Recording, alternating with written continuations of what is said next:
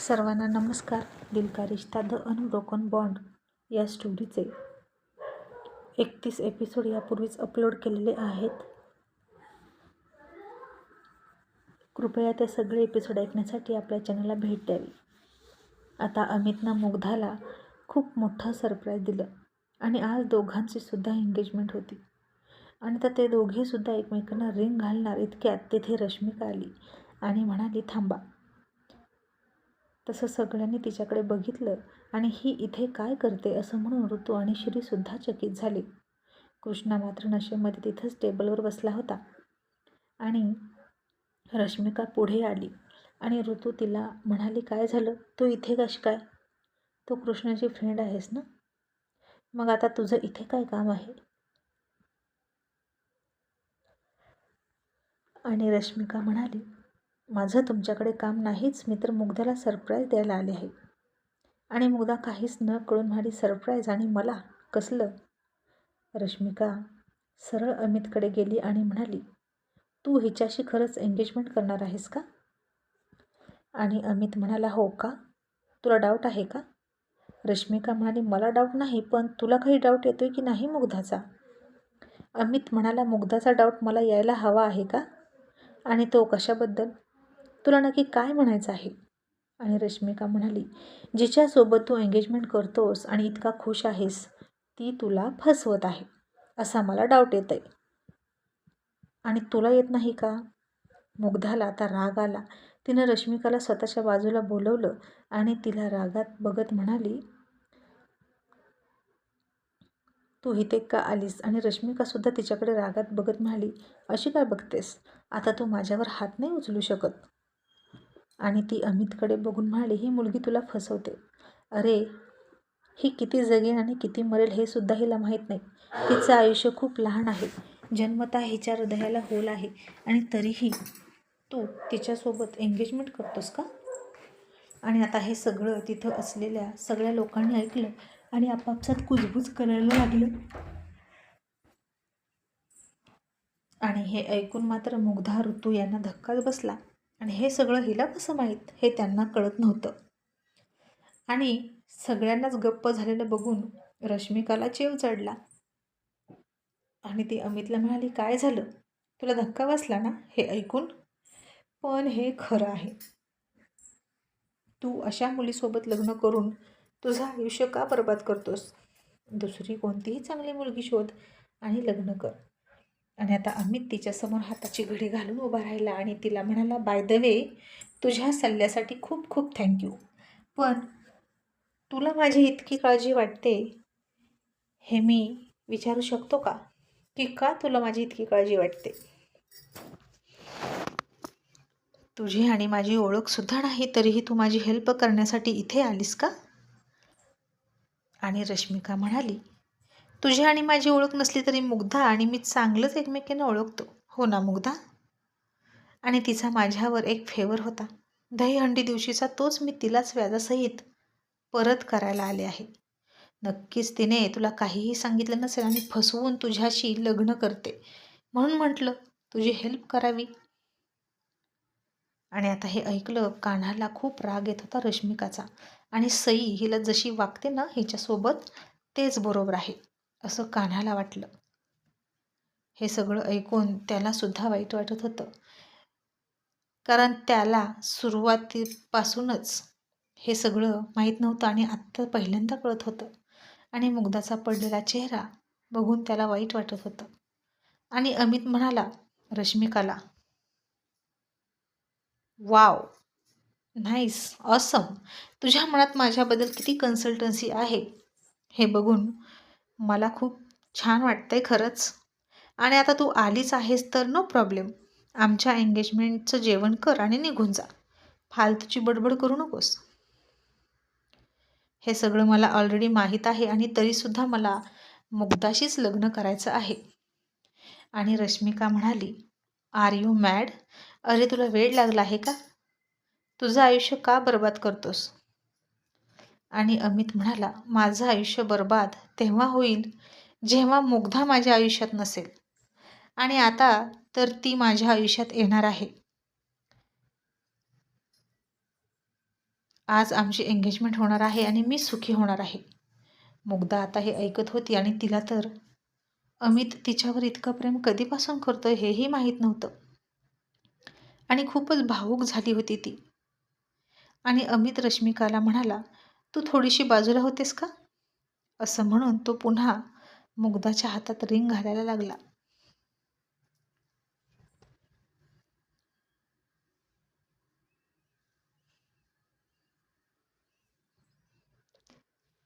तसं रश्मिका म्हणाली, अरे पण ती कधीच आई नाही होऊ शकत आणि तूही बाप नाही होणार. मग आताही तुला लग्न करायचं आहे का तिच्यासोबत? आणि आता हे ऐकलं तसं मुग्धाला धक्का बसला, कारण तिला हे सगळं माहीत नव्हतं. तिच्या हेल्थ प्रॉब्लेमविषयी अर्धसत्य फक्त तिला माहीत होतं, पण ती आई होऊ शकणार नाही हे माहीत नव्हतं. आणि मुग्धा रडायला लागली. तिथंच खाली बसली. श्री आणि ऋतूला मात्र कळत नव्हतं की इतकं सगळं या मुलीला माहीत तरी कसं. ऋतू आता चिडली आणि तिनं समोर येऊन रश्मिकाच्या कानाखालीच दिली आणि म्हणाली, कोण आहेस ग तू? कुठून आलीस? आणि तुला इतकी कशी माहिती आहे? आणि तुझा काय संबंध आहे या सगळ्यांशी? बोल. आणि रश्मिका म्हणाली, माझा काय संबंध आहे काय नाही हे आत्ताच नाही तुम्हाला कळणार, योग्य वेळ आल्यावर नक्कीच कळेल.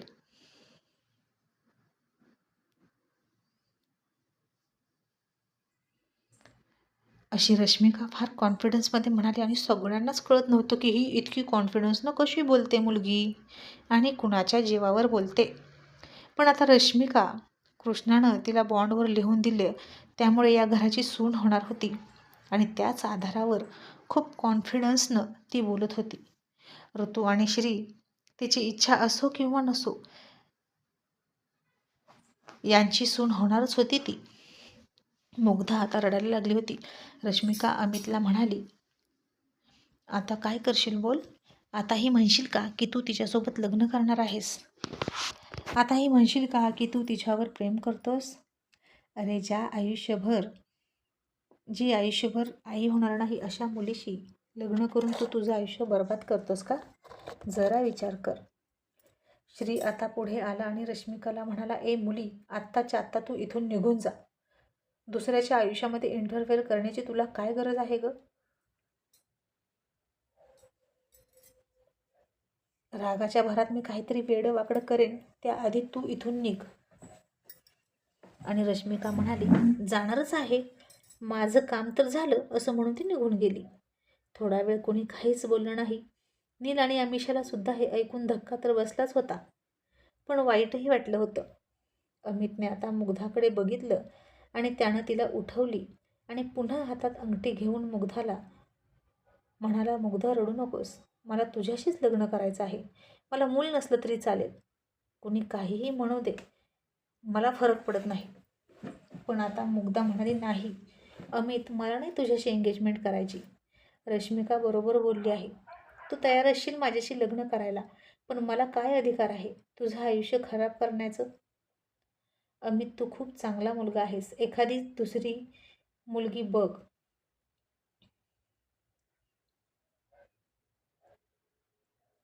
आणि लग्न कर.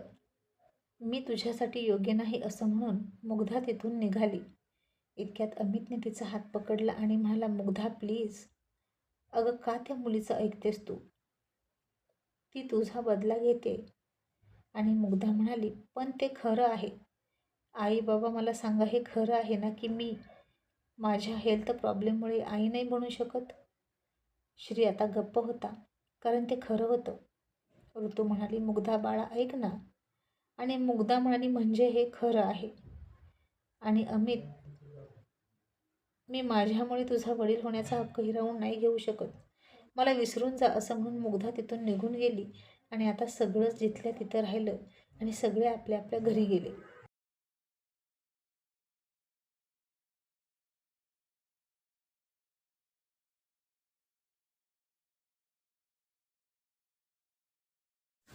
ऋतू आणि श्रीला तर आभाळ कोसळल्यासारखंच झालं आणि खरंच ही गुड न्यूज स्वप्नासारखीच होती. जाग आली आणि स्वप्न तुटल्यासारखं त्यांचं ती मुग्धाच्या एंगेजमेंट आणि सुखी संसाराचं स्वप्न तुटलं होतं. मुग्धा घरी जाऊन तिच्या रूममध्ये रडत बसली. ऋतू आणि श्रीसुद्धा गप्प होते. कानाला सुद्धा फार वाईट वाटत होतं. त्यानं वंदनाला सगळं सांगितलं आणि म्हणाला, आई, सई ना त्या मुलीला बोलते ना तेच बरोबर आहे. मलासुद्धा तिचा खूप राग आला होता गं, पण मुग्धा ताईला किती वाईट वाटलं असेल.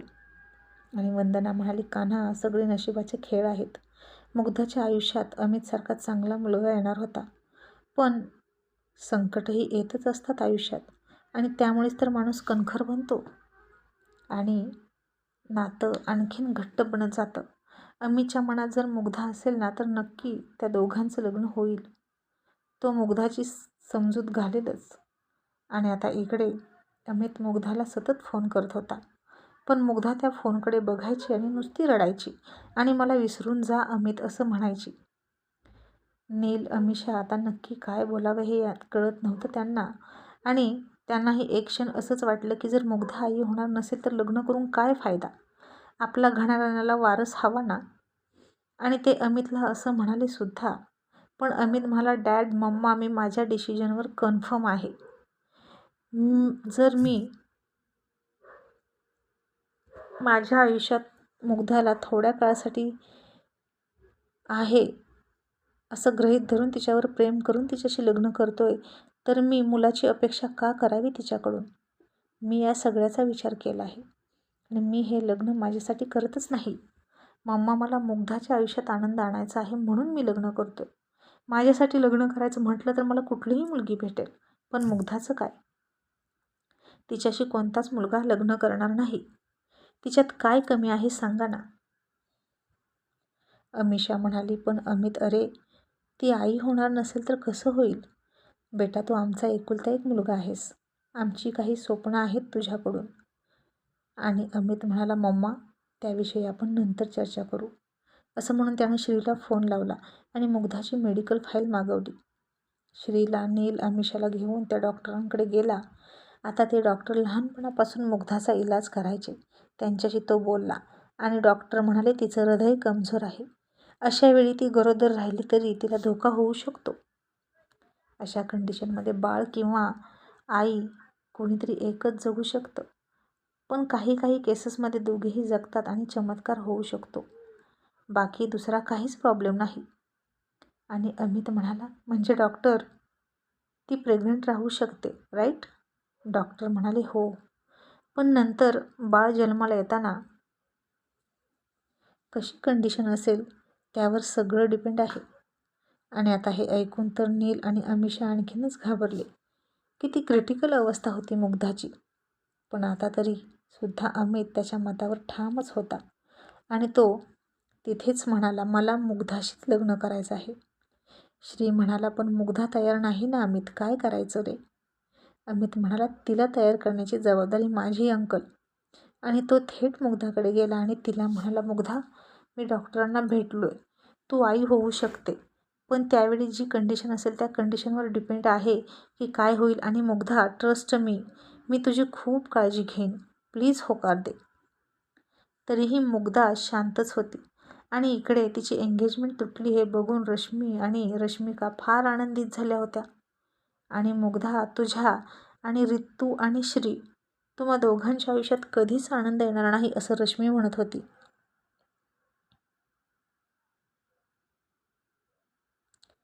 मग आता असेच आणखीन काही दिवस गेले. अमित सोबत लग्नासाठी मुग्धा तयारच होत नव्हती.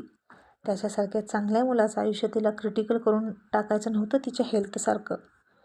अमितने पुन्हा तिला फोन केला आणि ती चिडून म्हणाली, अमित, मी जशी आहे तशी जगू शकते. का तुला माझ्या आयुष्यात यायचं आहे?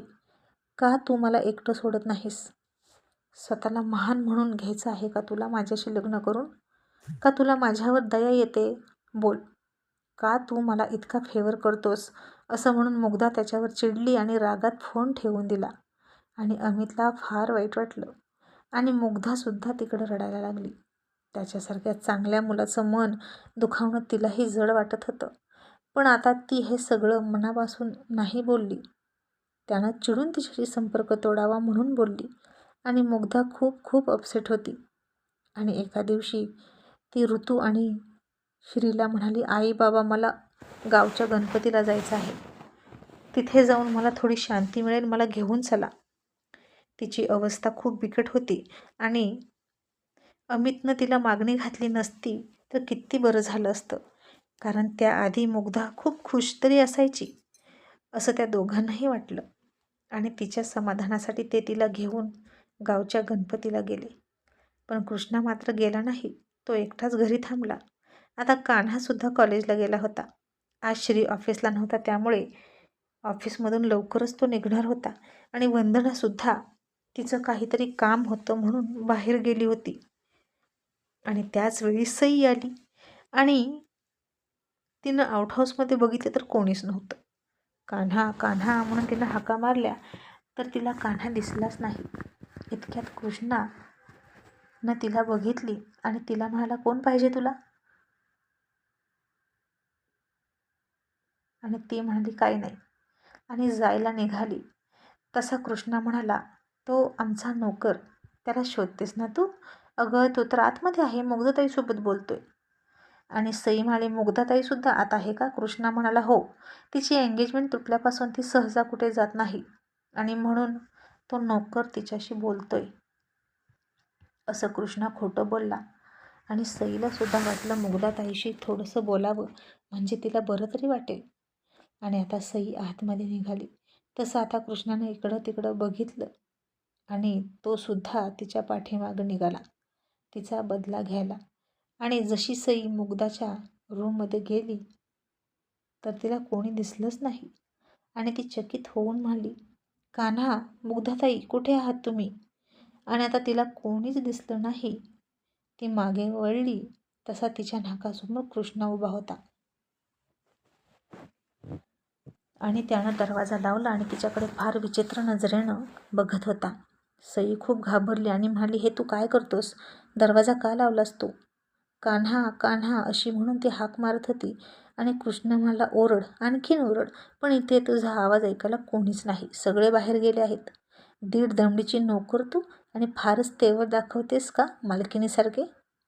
पण आता तुझी सगळी अक्कड उतरवतो, असं म्हणून कृष्णा तिला पकडायला गेला. तशी सई घाबरून मागं सरकली आणि बेडवरच पडली. आणि आता कृष्णानं तिच्या अंगावरची ओढणी खेचून घेतली आणि सईनं दोन्ही हात तिच्या छातीवर पकडले आणि वाचवा वाचवा म्हणून रडायला लागली.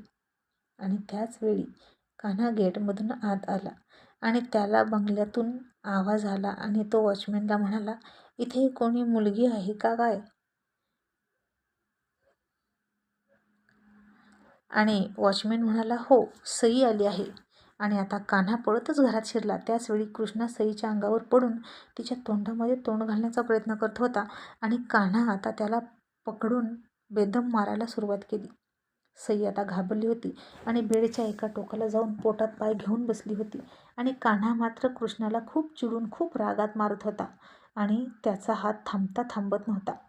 त्यानं कृष्णाचा डोळा फोडला, तोंड फोडलं, नाकातून रक्तसुद्धा काढलं. आणि आज कान्हाचं हे चिडलेलं रूप सई पहिल्यांदाच बघत होती. आज कृष्णाला सुद्धा कान्हा आवरता आवरत नव्हता. कान्हाने त्याला जमिनीवर पालथा घालून लाथांनी तुडवायला सुरुवात केली. आणि तो मरेल म्हणून सईनंच कान्हाला आवरला आणि त्याला तिथून घेऊन गेली. आउटहाऊसमध्ये गेल्यानंतर कान्हानं तिच्या अंगावर शॉल टाकली आणि त्याच्या मिठीत जाऊन सई खूप खूप रडायला लागली. त्यानं सुद्धा तिला मनापासून मिठीत घेतली आणि कुरवाळत तिला दिलासा द्यायला लागला. आणि तरीही सई खूप रडत होती आणि कान्हाला घट्ट घट्ट मिठी मारत होती. तिची अवस्था तो समजू शकत होता. आणि त्यानं तिला दिलासा देण्यासाठी त्याच्याही नकळत तिच्या कपाळावर त्याचे ओठ टेकवले आणि म्हणाला, सई, घाबरू नकोस, मी आहे ना. आता तिच्याशी असं वागणाऱ्या कृष्णाचा खूप राग आला होता आणि हे नीच काम केल्याबद्दल तो त्याला कधीच माफ करू शकत नव्हता. आता श्री आणि ऋतूला जेव्हा कळेल तेव्हा कृष्णाचं काय होईल हे तर येणारा काळच सांगणार होता. आणि कृष्णा कान्हाच्या हाताच्या मार खाऊन आणखीनच कान्हावर चिडला आणि 1.5 दमडीच्या नोकराची इतकी हिंमत म्हणून आउटहाऊसच्या दरवाजावर लाथा घालायला सुरुवात केली त्यानं. भिकारी नोकर, तुझी हिंमत इतकी झाली की माझ्यावर हात उचलला, असं म्हणत होता आणि शिव्या घालत होता. तसा कान्हा पुन्हा चिडला आणि दरवाजा उघडायला जाणार इतक्यात सईनं त्याला पकडला आणि तुला माझी शपथ आहे, बाहेर जाऊ नको, असं म्हणाली. आणि कान्हा तिची शपथ नाही मोडू शकला. आणि पुन्हा तिला दिलासा देऊन मिठीत घेतली.